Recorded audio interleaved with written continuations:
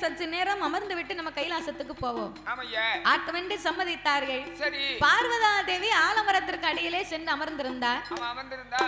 அப்ப இந்த ஆண்டவன் நினைக்காரு, என்னைக்குமே இந்த வழியாத்தான் வர, இந்த வழியாத்தான் கைலாசத்துக்கு போறோம். எங்க வரவோ இது வாழைப்பழத்தையும் தேங்காயும் சக்கரை பொங்கலையும் நெல்லு பாக்க அதான் நான் பார்த்தேன். அது சக்கரை பொங்கல நக்கதுக்கு வருது. சக்கரை பொங்கலும் இல்ல. சக்கரை பொங்கல சாமிக்கு வச்சிருக்க. அது எப்படி சாப்பிடும்? அப்படித்தான் தாத்தா, உன் தம்பியில கூட்டு வர ஒரு டவுசர் போட்டு கூட்டு வந்திருக்கியா? உங்க அக்காவா? ஆமா, யாரோ இருக்கட்டும். ஆமா, அவ கூட பேசிக்கிட்டு இருக்கான்னா மணிக்கணக்காயிரும். அதனால பழக்கம் விடுறதே கிடையாது.